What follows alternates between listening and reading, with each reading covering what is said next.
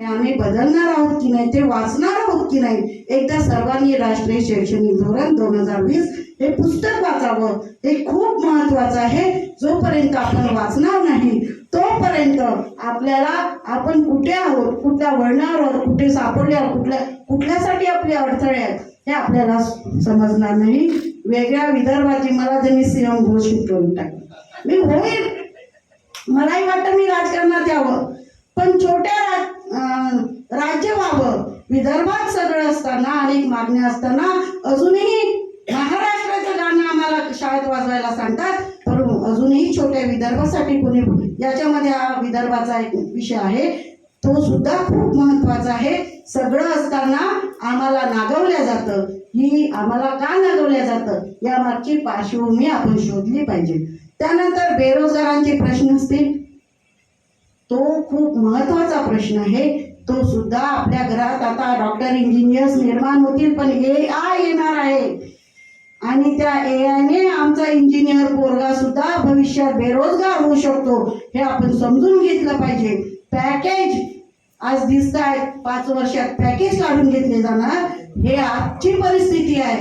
हे समजून घेण्यासाठी या गोष्टीची, बेरोजगार आमच्या होणाऱ्या भविष्यात, ही सुद्धा खूप महत्वाची आहे. शिक्षणाचं खासगीकरण जे आहे देशामध्ये 2004 पासून अटल बिहारी वाजपेयी प्रधानमंत्री असताना ज्यांनी नफ्या आणि तोट्यावर शिक्षण व्हावं म्हणून जो संसदेत कायदा पास केला, आज सगळीकडे शिक्षणाचं खासगीकरण झालेलं आहे. आम्ही समान शिक्षण, समान शिक्षणाची भूमिका घेऊन आणि मोफत आणि सक्तीची भूमिका घेऊन या देशामध्ये अंमलबजावणी झाली पाहिजे. यासाठी आम्ही काम करत आहोत. आणि या 19 मध्ये एक 20वी मागणी असावी सर, जी दिला गेली नाही.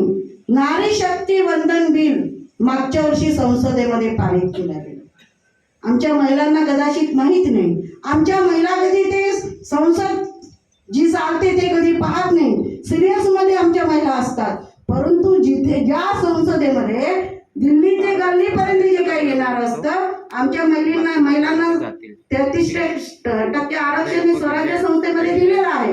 परंतु जिथे निर्णय होतात, जिथे शासन चालतं, त्या शासनामध्ये अधिकार मिळण्यासाठी नारी शक्ती वंदन बिल मोदीजींनी पास तर केलं, परंतु त्यामध्ये परत एक त्यांनी नाही केली, व्यवस्थेने केलेली आहे.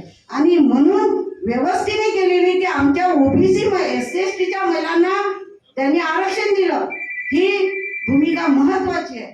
परंतु आमच्या ओबीसी महिलांना तिथेही आरक्षण नाकारलं. हा एक विषय सर आपल्या या पत्रिकेमध्ये असावा, कारण ती सुद्धा खूप महत्वाची आहे. अध्यक्ष या नात्याने मी थोडा वेळ जास्त घेतला, परंतु इथे उपस्थित माझ्या सर्व बंधू आणि भगिनींनो, आज जर आपण या सगळ्या विषयाचा अभ्यास केला नाही तर येणाऱ्या काळामध्ये अनेक प्रश्नांना आपल्याला समोर जावं लागणार आहे. संविधान आपण जेव्हा जिंदाबाद म्हणतो, संविधानाच्या गोष्टी करतो, हे सगळं संविधानामध्ये आहे. आणि म्हणून तुमची आमची जबाबदारी वाढलेली आहे आणि त्या जबाबदारीतून आपण इथे बसलेलो आहोत.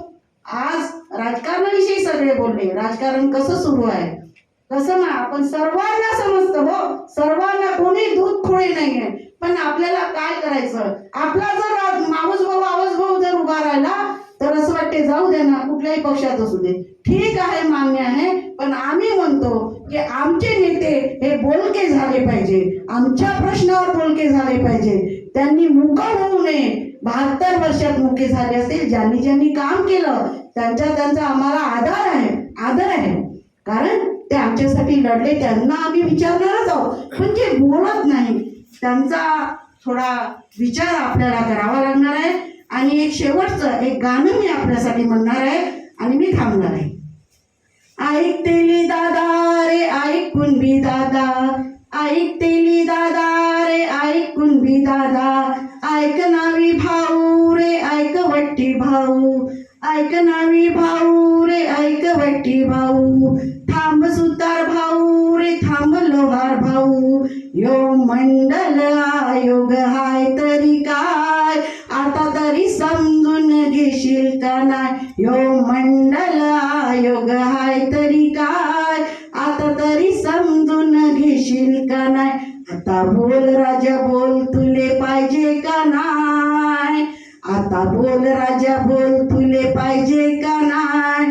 काया पालट तू हा राजा त्याच्या मंदी हाय, काया पालट तू हा राजा त्याच्या मंदी हाय.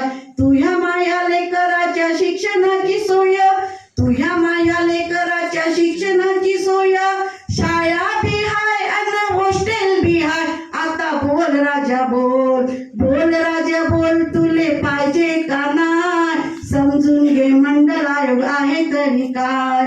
भूमिहीन माणसाले जमिनीचा पट्टा, भूमिहीन माणसाले जमिनीचा पट्टा दिला पाहिजे म्हणते भाऊ बीपी मंडल पट्टा. आता बोल राजा बोल, बोल राजा बोल, तुले पाहिजे का नाही? समजून घे मंडल आयोग आहे तरी काय.